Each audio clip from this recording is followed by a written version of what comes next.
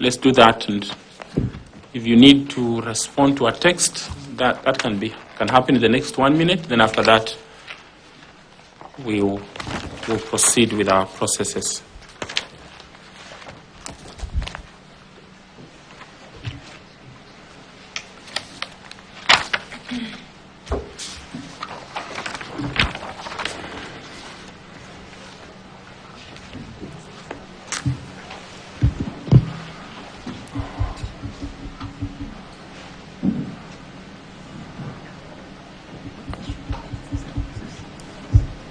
Ndombi, anything that you need to say?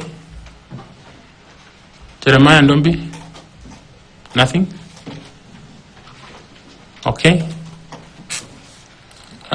Who will bring in the candidate, next candidate, the first candidate?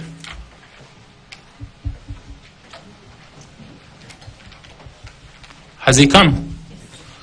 Do we have his folder? Has he signed the... okay. Give me the documents.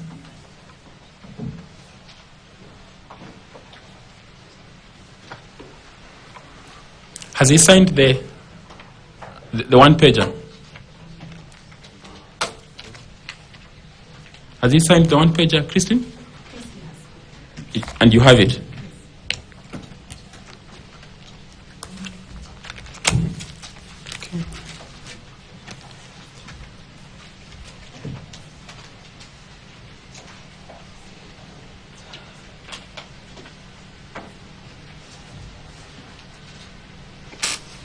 Okay.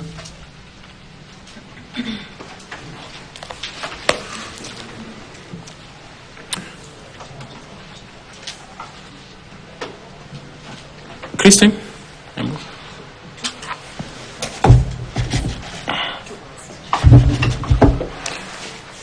will need somebody to pass them around. Okay. Please.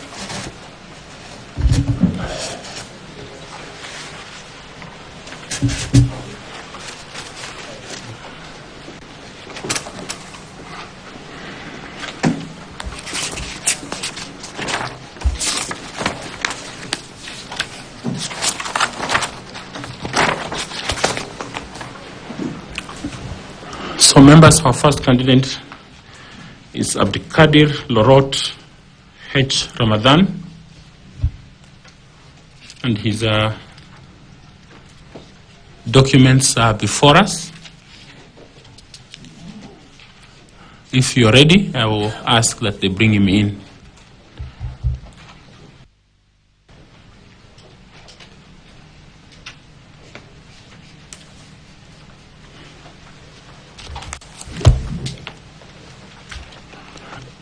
Do these folders have our constitutions and the Act?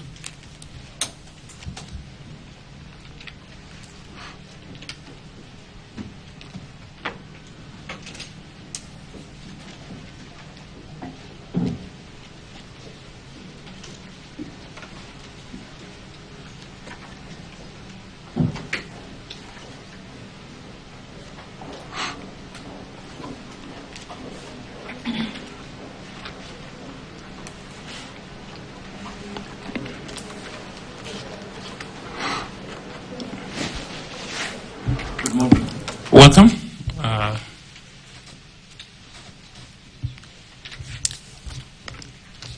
Welcome very much, Abdikadir Lorot Ramadan. I hope that is you. Yes, Mr. Yes, Mr. Chairman, that's me. Okay, just turn it off again. And you are first candidate for the advertised positions, and this particular interview is for the position of chair, which you applied for. And before you hear members of this selection panel, my name is Nelson Makanda. I'm the chair of this panel, and I'll just let my colleagues introduce themselves, say their names, and then please, Vice Chair. Good morning. Good morning. My name is Linda Kiome, the Vice Chair. Thank you. Good morning, Mr. Lorot. Morning, sir. Yeah, Kipkoech Chandru Tanu is my name. Thank you. Good morning, Mheshimiwa. My name is Caroline Kituku. I'm a member of the panel. Thank you, Ms. Kituku. Good morning, Mr. Lorot. My name is Adam Solo, a member of the selection panel. Thank you, Mr. Olo. Good morning, sir. My name is Nicodemus Bore, member of the panel. Thank you. My name is Fatuma Ali Saman, a member of the panel. Thank you, Fatuma. Good morning, Honorable Lorot. My name is Koki Muli Grino, a member of the panel. Thank you, Madam Koki. Good morning, Mr. Lorot. My name is Evans Misati, a member of the selection panel. Thank you, Mr. Misati. Thank you, Mr. Chair. So thank you for coming and for keeping time this morning. I'd like you to know that these interviews are live. So everything you say here is recorded and it's being transmitted live. But be relaxed, feel free. There's some water there. There's a notepad with you. You can note whatever questions that are being brought to your attention so that we are able to engage. Speak directly into your mic and feel free. Allow me to begin by just asking you to introduce yourself. Let us know briefly what you think you have not told us as much. Most of the details are, of course, in the CV, and we have noticed who you are. But introduce yourself to us so that we get to know you from you. And perhaps just mention briefly what is it that makes you suitable for the position of chair of IEBC, appreciating the enormity of that role. Please proceed. Thank you, Mr. Chair. Distinguished members of the panel. My name is Abdul Khadir Lorot Hussein Ramadan. I am currently a chief magistrate based in Naivasha Law Courts. I have served in the judiciary for the last 23 years and counting. I'm an advocate of the High Court of Kenya. I was admitted in April of 2001, practiced briefly, and then joined the bench. I was born in Baringo, a place called Mogotio, as family of the Turkanas who had moved from Kapedo, from conflict. I schooled in a school called St. Mary's Primary School. I finished my primary education in the same school and was privileged to be sponsored as a student at the Starehe Boys Center and School. I joined Starehe in 1990 and concluded my training there in 1993. Before pursuing, I was called to the first class of law at the Moi University, the inaugural class of law at Moi. In fact, by the time we were clearing Form 4, there was no faculty of law at Moi University. But during the process of admission, they selected 40 of us to go and start that faculty. I was privileged to be in that group. I concluded my study at Moi University and thereafter did pupillage at 2 law firms, one based in Eldoret and another one in Nairobi, and thereafter concluded the course study required for postgraduate diploma in law at the Kenya School of Law.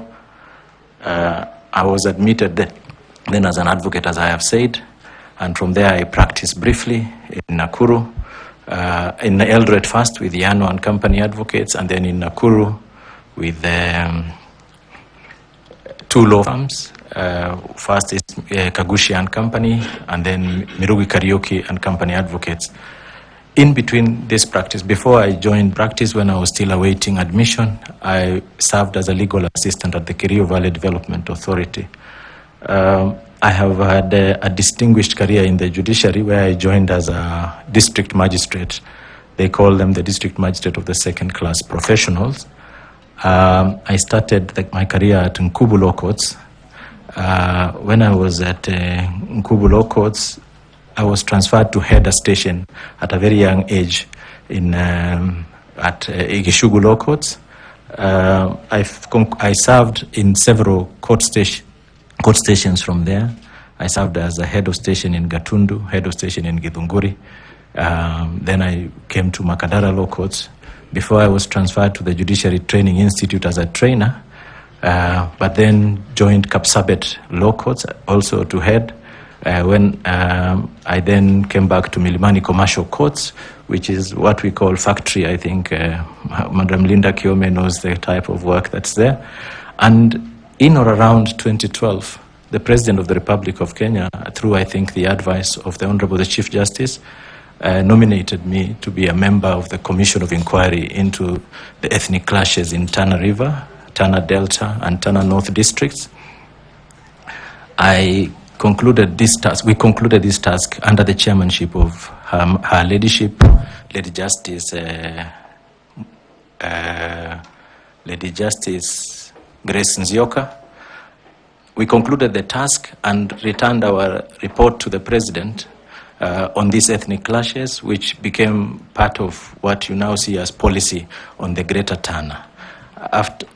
After service there, in the judiciary, I served as the Secretary General of the Kenya Judges and Magistrate Association. While serving as Kenya Magistrate and Judges Association Secretary General, I was able to establish a secretariat for the organization, which is upbeat to date, in an office. I also served as the Secretary to the Rules Committee from 2009 to 2011 or thereabouts, where we now promulgated the rules that we saw, as we call them today, the Civil Procedure Rules and the Court of Appeal Rules. In 2012, the Honorable the Chief Justice appointed me also as a member of the Supreme Court Election Rules Committee. We were able to sit together under the chairmanship of Justice J.B. Ojwang, with membership of Justice Smokin Wanjala, my Justice Smokin Wanjala, my Lady Justice Njoki Ndungu, and the late Justice Majanja. We were able to come up with what were the first rules, election rules that were deployed for the election petition of 2013. I come from a community, the Muslim community in Mogotio, and I think the larger Rift Valley, the larger Baringo, have held me in high esteem, and I have been their trustee for the longest time.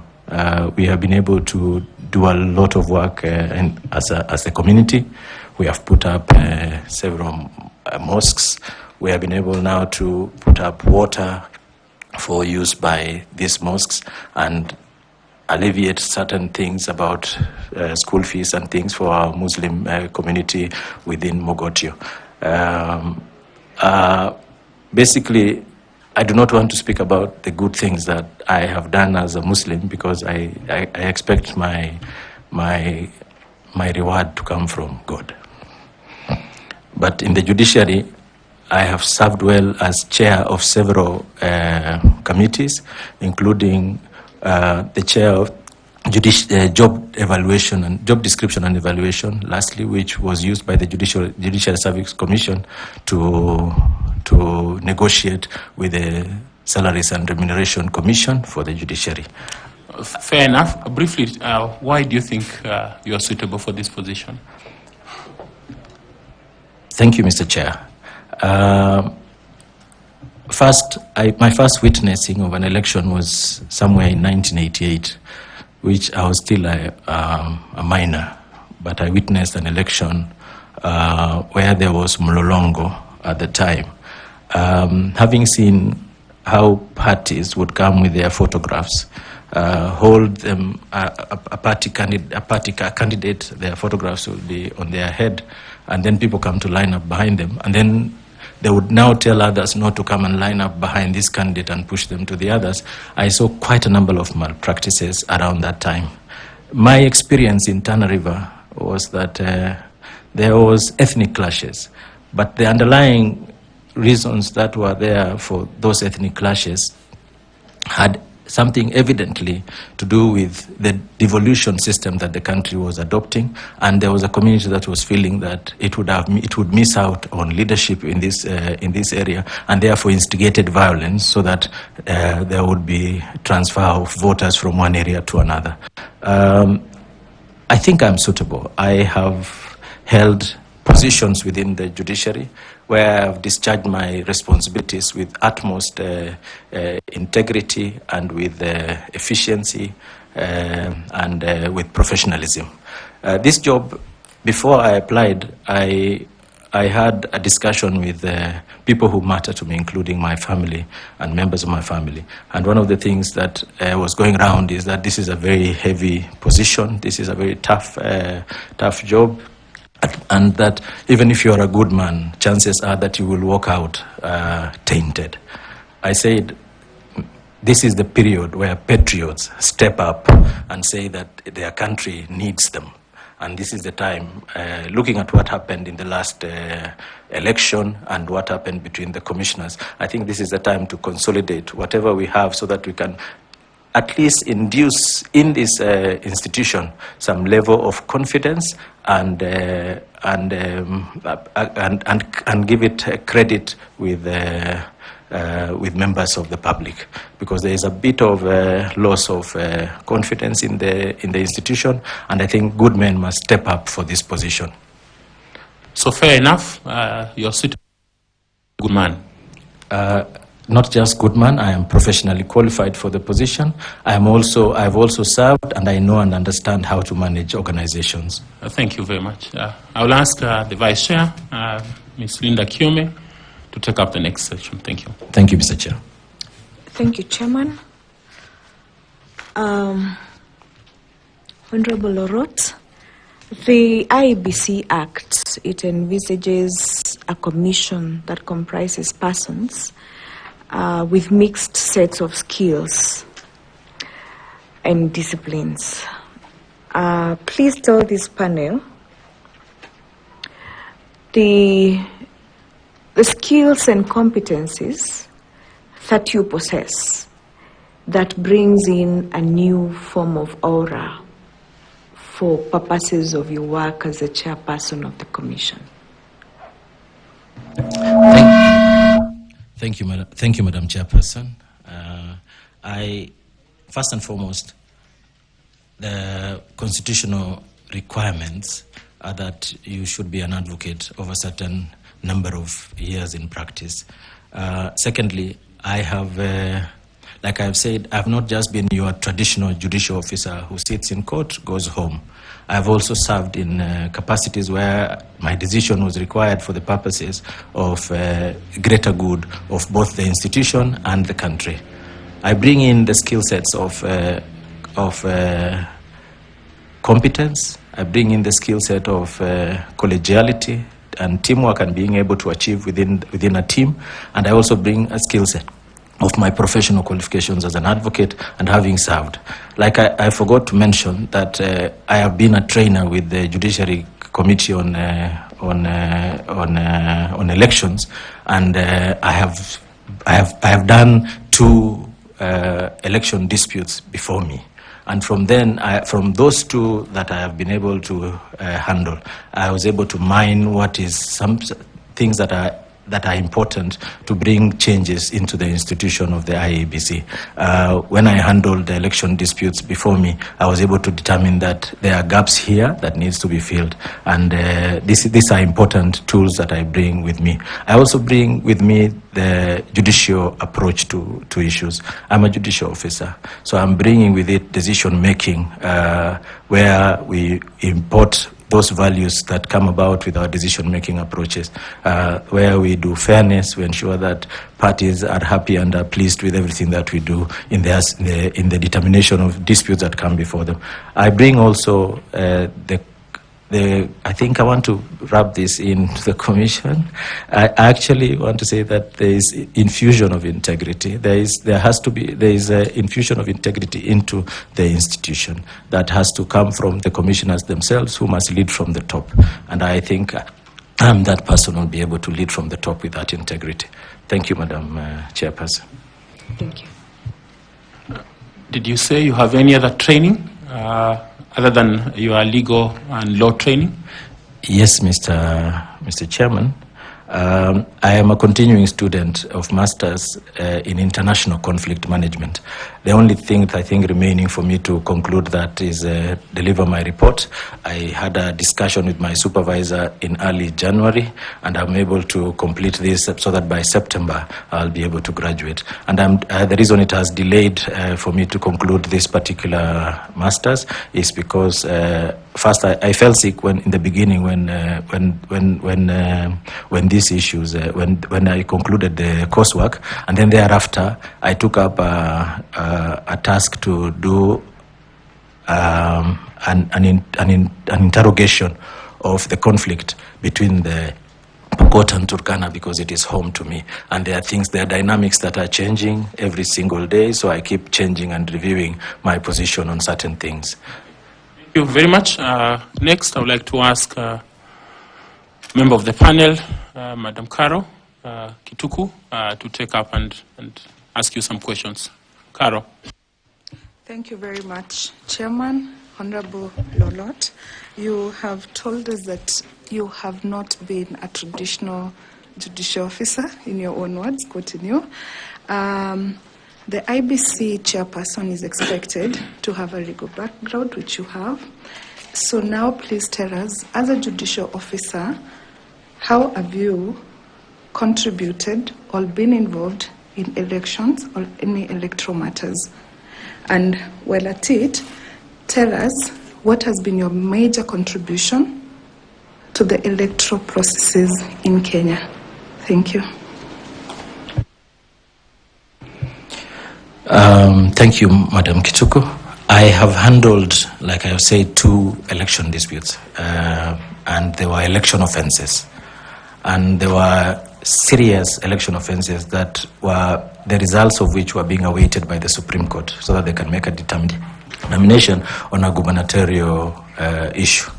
And in the process of going through this election dispute that I handled, I was able to find gaps in the IEBC processes. For example, it was evident to me that those people who were charged before me, some of whom were IEBC officials, had one or two of them had been charged because they had forgotten and put every document inside a ballot box, so the ballot box could not be opened. There are documents that they are not supposed to put in the ballot box. So some had placed everything in the ballot box, and that raised suspicion that this ballot box is needed now to be reopened so that those things could be removed. And the suspicion on the candidate that lost was that this was intentional, and that there was stuffing of ballots, so that there was no scrutiny of the unused ballot papers. I think from here, I was able to find out that fatigue is a critical issue that affects election processes, and somehow IEBC as an institution has to create a policy on how they relate to this issue of fatigue during the electioneering process. Secondly, like I said, I was selected as one of the trainers by the Judiciary Committee on Elections to train my colleagues, and through a team we were able to train our colleagues in the preparedness for election. When I was Secretary General of the Kenya Magistrate and Judges Association, this was between the year 2009 and 2013. And in the year 2009, there was a petition. There were petitions that were ongoing from the 2007 election cycle, and from this cycle, we were able to note that one of our judges, Justice now President of the Court of Appeal, Justice Musinga, was able to handle a petition in Kisii within 6 months.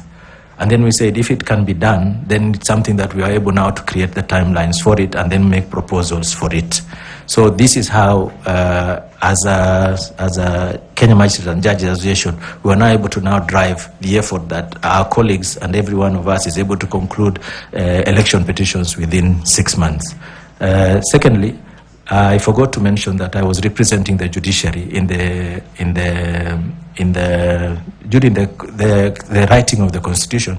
The Committee of Experts needed to consult with a group called the Reference Group, which incorporated professional bodies and other bodies of interest to the country, like TSC and others. So, the National Union of Teachers and others. And in this process, when writing this constitution and those aspects on the election, where I was able to make the contribution, having gone back to my electorate, which is the Kenya Magistrate and Judges Association, and finding out their views on how the election process should be and whether processes can be concluded within certain timelines. And I think that is the contribution I have made, and possibly now it's my opportunity to make even bigger contribution. Thank you, Madam Chair. What is that you call bigger contribution? There are bigger contributions to be made in this institution, in the sense that there are recommendations that were made by the Supreme Court in the last election cycle, and part of that is concerning timelines, how we are able now to negotiate these timelines and create greater period. Because when we were writing the first Supreme Court rules, election rules, to try and balance these timelines of 14 days was very difficult. How then are we going to give parties time to file their documents, within which the time frame for filing documents, and ensuring that by the time the petition is ripe for hearing, there is sufficient time. And you would see that the Supreme Court is always caught up by time. That's why they have to hear cases late into the night. And we are all glued, and I think the tension in the country is even much there's gripping and much more difficult. Of course, there are those who enjoy the sessions, but I think it's important that the Supreme Court is given sufficient time. So one of those would be that timeline. The second one would be the corporate governance of the IEBC, how we are able now to ensure that it has a face for itself, that it's able to have internal processes that are able to deal with internal issues, and also to create better ways of doing business as IEBC internally, and how the commissioners relate with each other, how the commission relates with staff, how commission relates with the players within the sector, that also the stakeholders, and then how does the commission then relate with major stakeholders like Parliament and the executive. Fair enough. Thank you. Madam Koki, kindly please do ask your questions. Thank you very much, Chair. Good morning again, Mheshimiwa Lorot. Good morning, Madam Koki. And welcome. Thank you. Today. The Kriegler report made some recommendations on the reform of the IEBC, or the election management body in Kenya. And I would like to ask you a small question related to that. First, what were the various recommendations, just a few, one or two, that are key to strengthen the IEBC, if you believe that IEBC requires some reforms now? Thank you. Thank you. The Kriegler report, also called IREC, I think one of the major recommendations it made was on the functions of the IEBC. First, that it must be captured in a separate statute on its own. I think that time was before the promulgation of the Constitution. It must have a separate, and then to consolidate all the electoral laws into one. And then also it talked about the corporate governance of IEBC, and whether their business should only be conducted through committees, whether we can merge that type of business so that now you have greater strength in terms of how you approach elections. They also talked about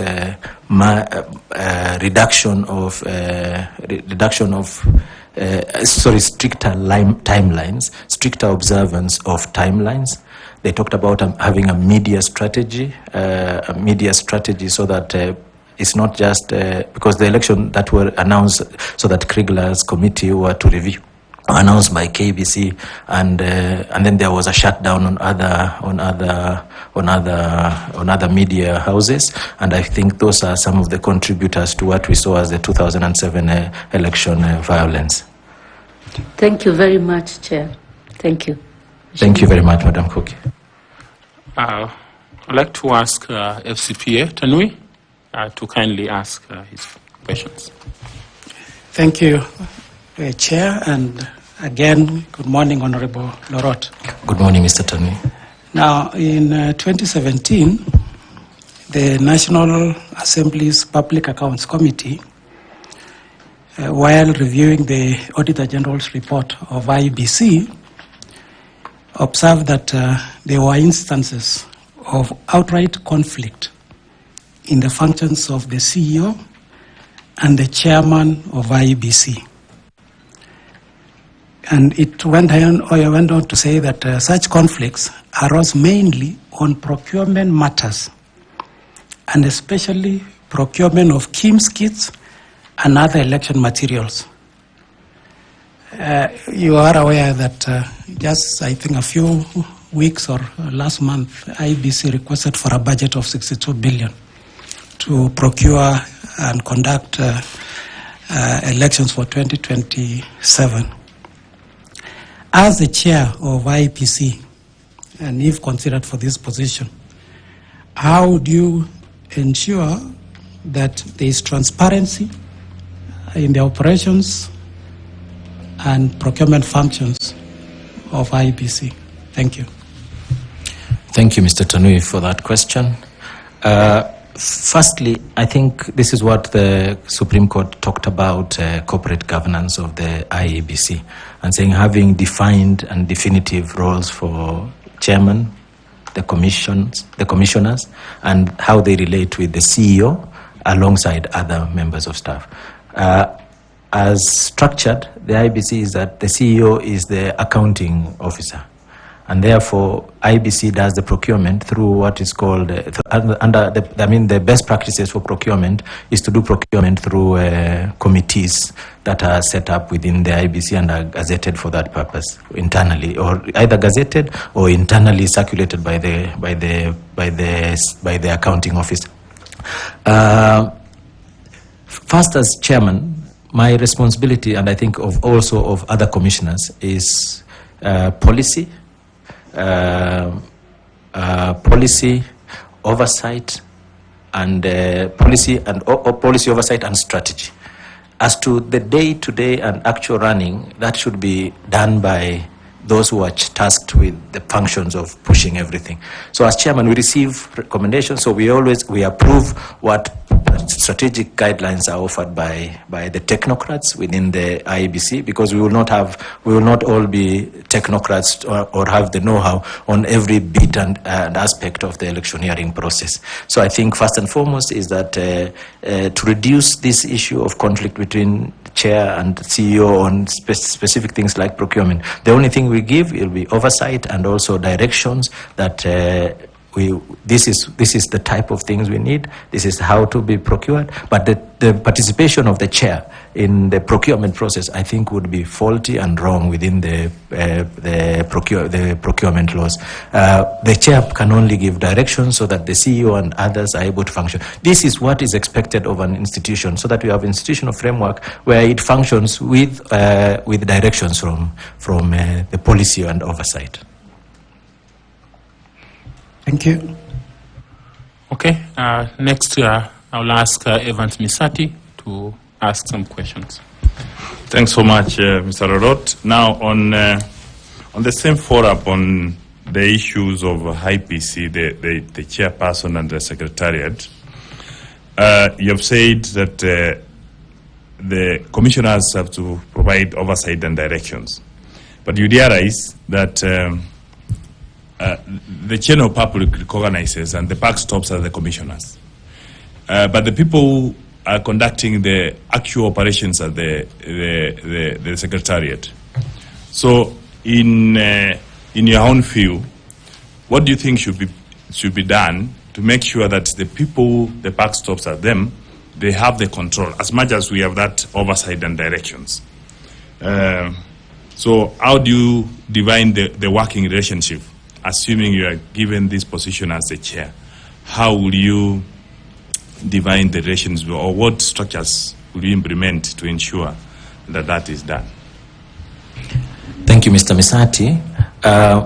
You have correctly pointed out that we give the public looks at us as the ones who we are the face of the commission, and I think that should not stop.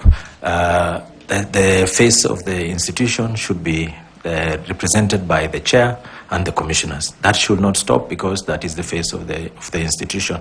But the institution functions through the secretariat. They are what we call support services. So what happens is that it is through creating defined roles. We have to go back. We have to go back. But if I'm appointed, if the committee, the panel recommends that I become chair, one of the first things on the tray would be to ensure that these roles are clearly defined, and we get into the recommendations by the Supreme Court that we have clear guidelines on corporate governance. I'm sure there are documents by IEBC. I'm sure they have not been sleeping. They have been preparing these documents is to look at what has been happening and where there is gaps, how to now improve them.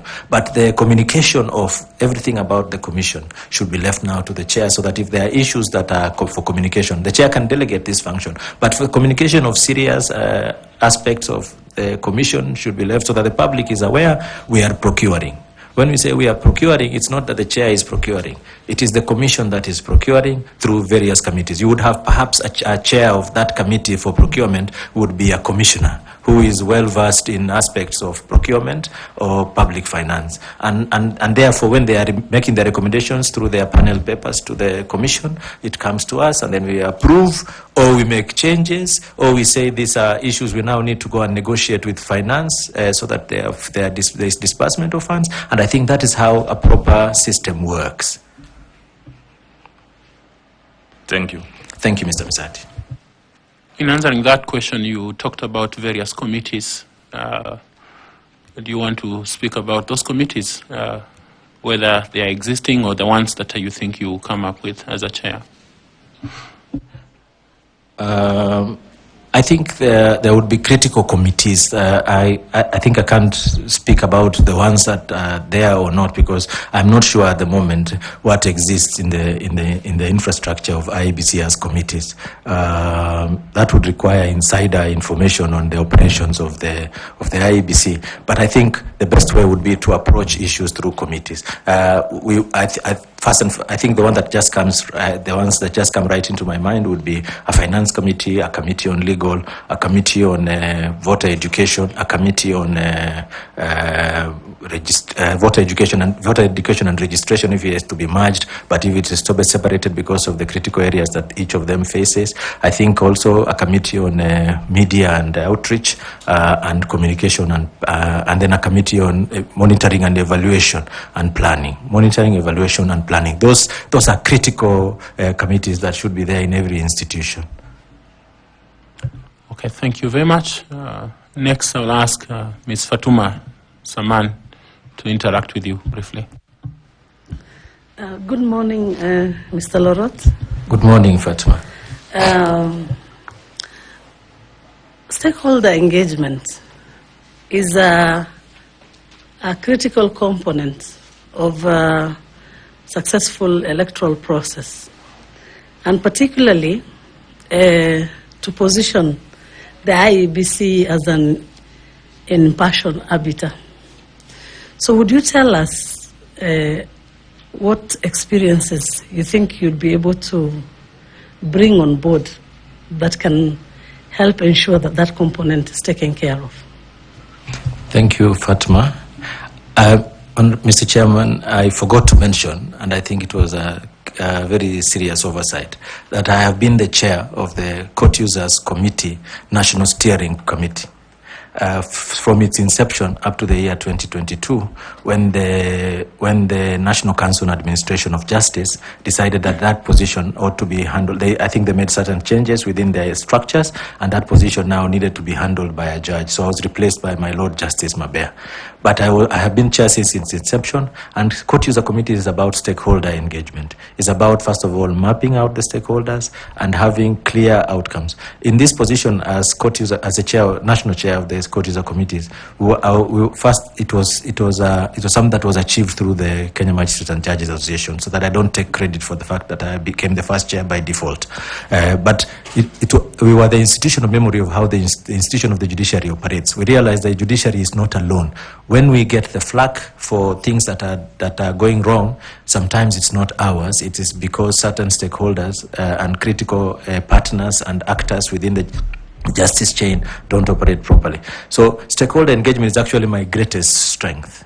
We'll be able to map out who are our clear and direct stakeholders, right from those from where we source our mandate and funding, and ensuring that we have representation from all sectors in the electoral players. This also includes having direct links with the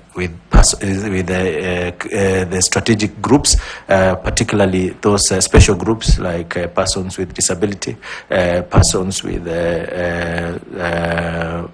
women and on gender, not just women. It's about gender, to have a gender reflection, having involvement of the youth. And now that this country has a huge youth purge, I think it's important for us to have that type of stakeholder, and also now have also stakeholders from voter educators, have stakeholders from observer missions, observers, both local, international, and sometimes individual, and then also have stakeholders from those who provide services to us. These are critical. Those will be providing services to the IEBC. That will even include the legal service providers, those who will be doing the printing, not necessarily those who will be doing the printing, but from where we will now be able to obtain our materials and day-to-day running and operations. So mapping out the stakeholders and reflecting on them, on their impact and our involvement with them. So it's very critical. Well, thank you very much. And thank you for the question, Madam. How will you structure your engagement with stakeholders? I have had a glimpse of the IEBC stakeholder engagement operation plan, and I think they are on the right track, in the sense that we have the identifying. First of all, it's identifying stakeholders from the processes of the mandate of the IEBC, and the mandate of IEBC, besides election, also includes the boundaries and delimitation. So we structured from pre-election and during the election and after the election. So it's important for us to structure them along those lines, so that we don't have just stakeholders joining, but they are of no relevance at that particular time. So pre-election, one of the critical areas I think would be like for example, let me take an example of the judiciary as a critical stakeholder of the IEBC, is to prop up judges and magistrates and prepare them, and so that they are able to be prepared for the election processes as they come. One, we have pre-election, we have election offences, we have cases that may come earlier in time, and then prepare them on the laws. And then critical aspect also would be what laws are available. Having a parliament as a critical stakeholder, and how you engage with them on that. So it's just structuring them around pre, during, after elections, and then also on the services. Thank you very much. I would like to ask the Honourable Member Nicodemus Bore to also engage you kindly. Thank you very much, Honourable Larot. I've seen you have a long span of service at the judicial service, and we would like to know whether you have had an experience of conflict on ethical issues, and how you have managed to handle it during your time of service. Thank you very much. It is reported when I appeared before the Judges and Magistrates Vetting Board, I reported, and I think I even had the judgment then. An advocate, I was handling a simple matter, I think, when I was in Milimani Commercial Court, and I think an advocate approached me in my chambers and said that he has been sent by his client, and I did not let him speak. I told him it was pending ruling before me. The next day, so I asked him that he appears in court the next day, so that I read the ruling. He didn't appear. I forced him to appear. And in my ruling, I specifically mentioned that he had and the most I think interesting part is that his client won the matter, and one of the penalties I gave the client was I did not award costs to the client because of that infringement, and I reported the matter to the Law Society of Kenya. So I'm very strict about my integrity. I think in my career, I have a very good wife. One of the things she has told me is that I should never come home with corrupt money, because that will affect my children and everybody else. A second question would be, having been, from what I've seen from your CV, yes, you are a chief magistrate. Yes. And there must be cases that are political in nature. And is there a time that we have had political pressure on or social or financial that could compromise your judicial decisions? No, I think the clear cases of this nature that you mentioned happened to me when I was in Machakos. I handled a very contentious case involving the procurement, which was the first procurement by the county government immediately after the transition authority, and I think the county government procured second-hand vehicles, and through processes that also involve the Commission on Administrative Justice and others, and the EACC, they charged certain individuals before me. And I just handled it as a normal case. You would see the information in the papers appearing every time, but it is an ordinary case that is before me. I'm supposed to make the determination based on the law and everything that comes before me. This is the type of person that I am, and this is the type of person that I'm presenting before this panel. Thank you very much. Professor Adam Solo, kindly will you also ask some questions? Thank you, Chair. Both in your oral presentation and from your CV, it is clear that you served as a commissioner of the Judicial Commission of Inquiry into the ethnic clashes in the Tana North, Tana River, and Tana Delta districts. And you did tell us how you completed that work under your chair. However, what you didn't tell us is whether the report brought a lasting solution to the conflict that you are addressing. Maybe you can take an opportunity to tell us whether that conflict continues. The reason why I ask this is because the body that you ask to chair is one that needs to resolve perennial challenges, as you clearly stated in your opening remarks, and you are seeking to sit at its apex. Therefore, the country and the panel is looking at when you are given an opportunity to give a lasting solution. Did that solution come, or there are still clashes? And if you are given this job, what assurance do you give that sitting at the helm, not just as a commissioner like in the other one, you'll bring that sanity in our electoral process? Thank you, Daktari, for that. I want to start by saying that we delivered our report to His Excellency the President. The President who had appointed us, at the time we were delivering our report, had already left office, and so we delivered to the new President, which was His Excellency Honorable Uhuru Kenyatta.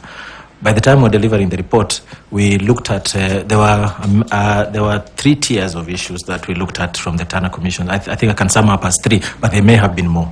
The first one was with respect to the ethnic clashes themselves, whether they met the threshold of genocide, or whether they met these variant thresholds of because there was displacement, there was murder, there was clear organization, there was all those things that fitted this billing.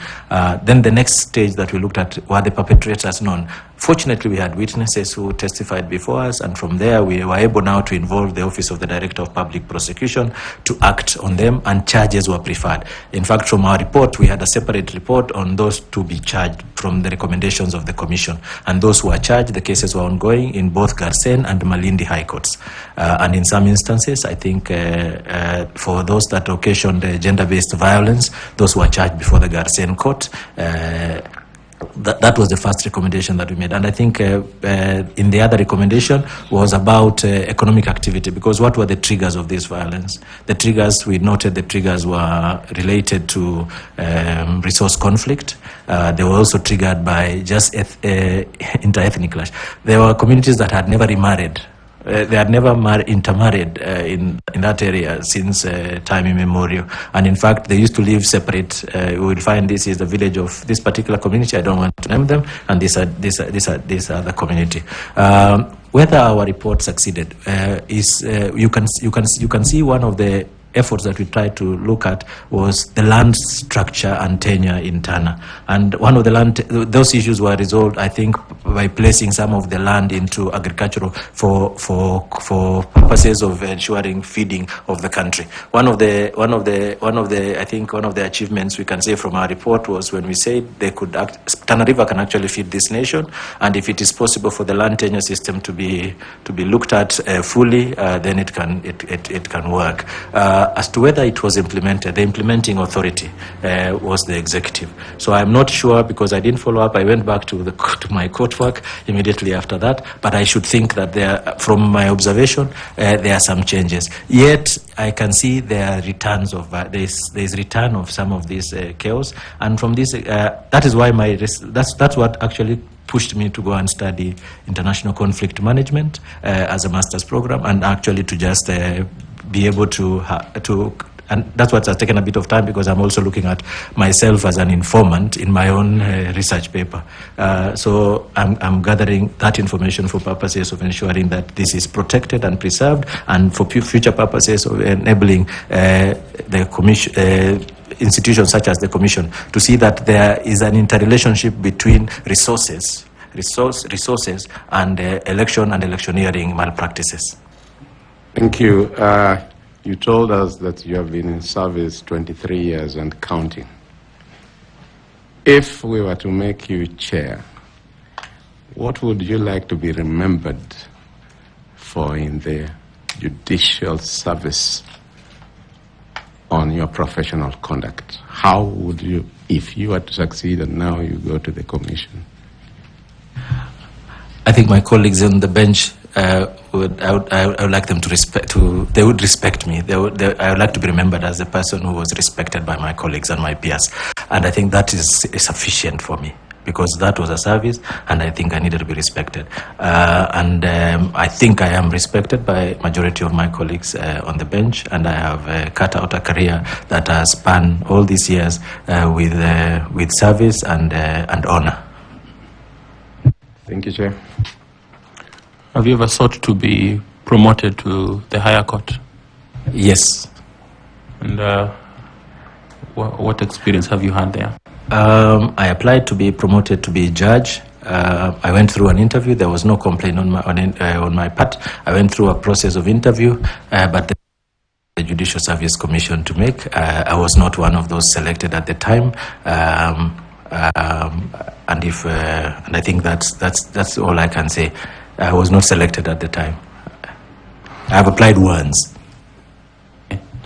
Thank you. FCPA, Tanwi, kindly. Thank you, Chair. Still on areas of leadership and integrity. Lorot, you've confirmed to us that you are a serving Chief Magistrate. Yes. Thank you. Under Article 260, judges and magistrates are listed as state officers. In our advert that we did put, for which you did your application, we indicated that arising from Article 88.2, people who hold state office are not eligible for appointment. Being a judicial officer, what is your take? Thank you. I noted that on the advert, and I also noted that there are instances where, because I'm serving state officer, I'm coming for an interview, I will resign from my position if the panel were to appoint me, and I think that is the position I took. I took precedence in what has happened before when I think the first instance of such a case was the late Nkaiseri being a member of parliament and as a state officer was appointed as a cabinet secretary. It has happened before. Even now we have two. We have the former MP for Ugunja and the former MP for Gwasi, who are both state officers when they were members of parliament, and they was selected to join the cabinet secretaries, to be cabinet secretaries, which are also state officers. So there is precedent that I'm not just coming here because I'm a state officer. I'm coming here because I'm coming for a job interview for a state office. My take also on that is that it wishes to remove persons who are not. Let me just finish with what I just said earlier. Yes, I think there is precedent for me. What happened in the past.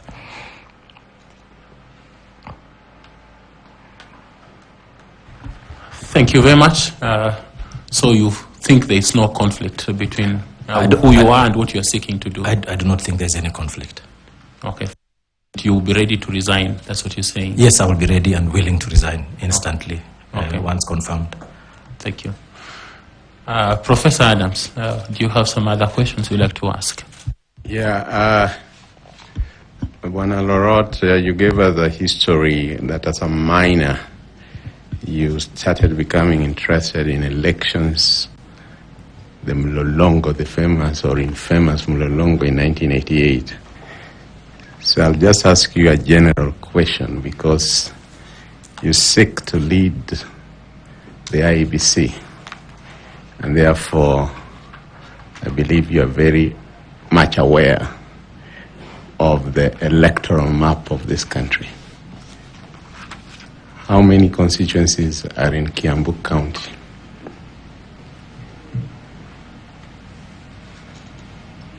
Sorry, Mr. Chairman, I know there is a Githunguri constituency. Let me number them.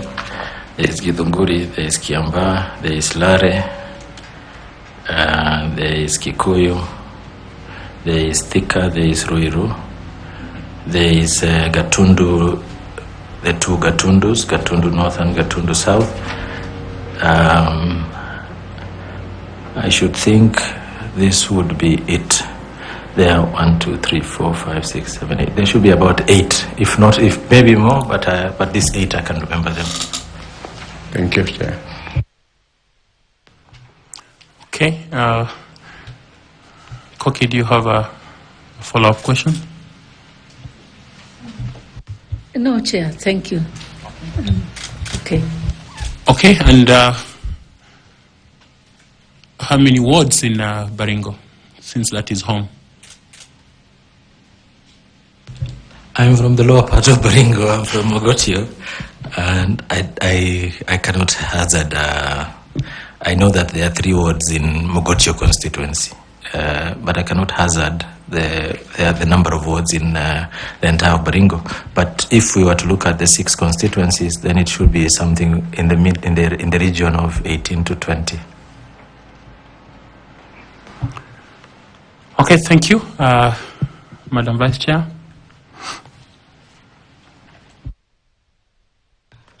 Thank you, Chair. Honorable Roth,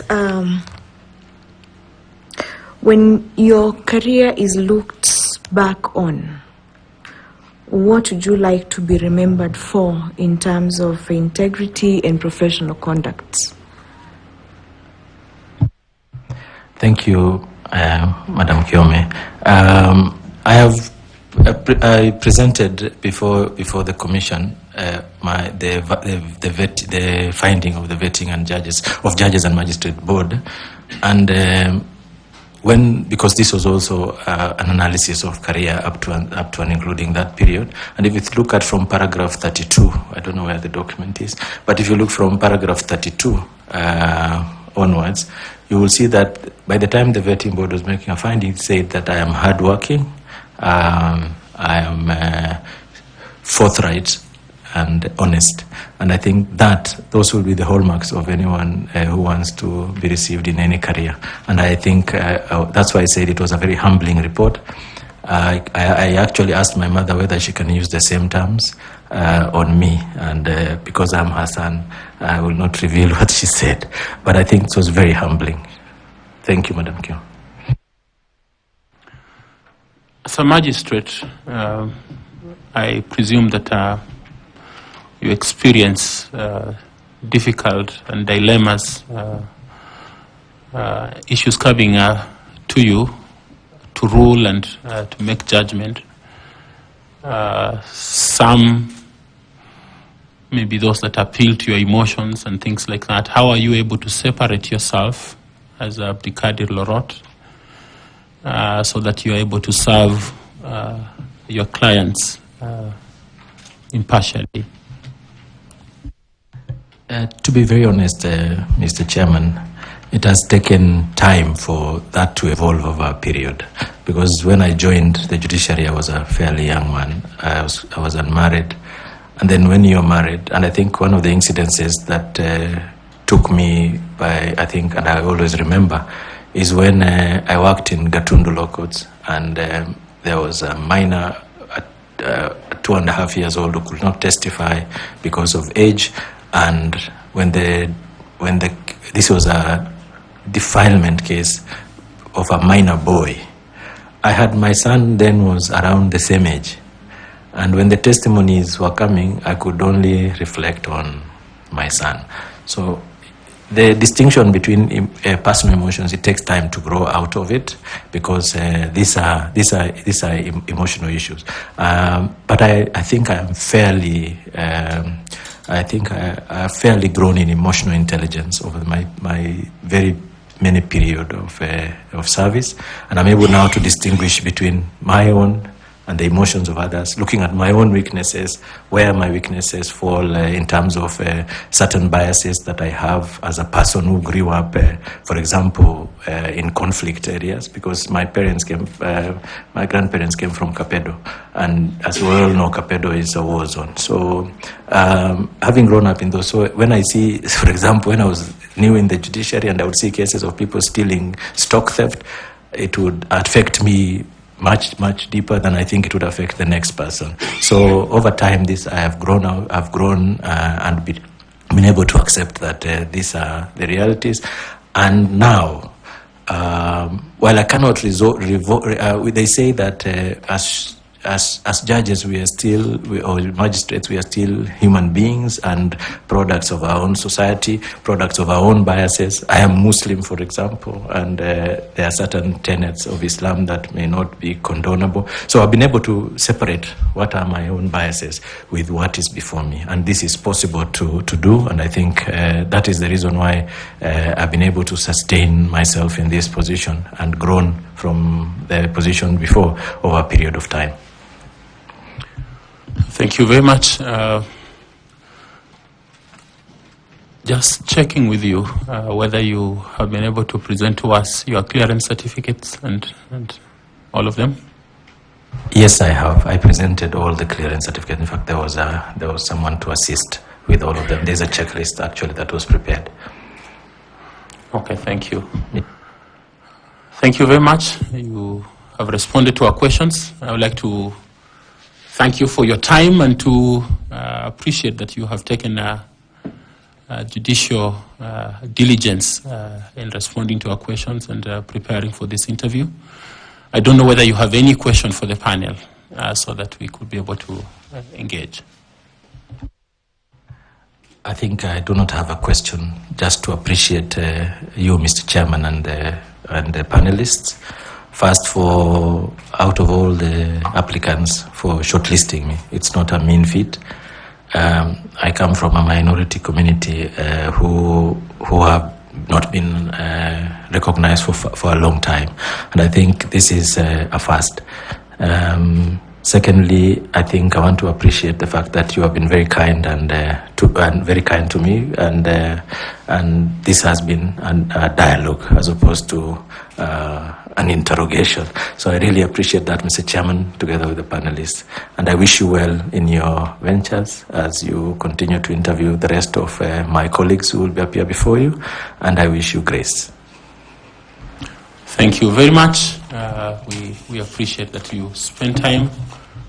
There's a bottle of water there. You can pick it as you leave. The Secretariat will support you if you need a cup of tea so that you can travel back.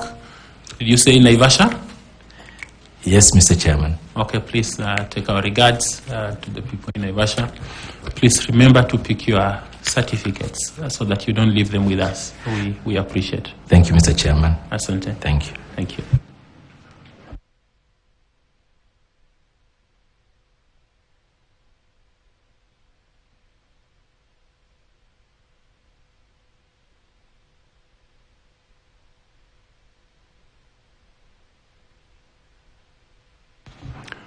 Okay, thank you, members of the press.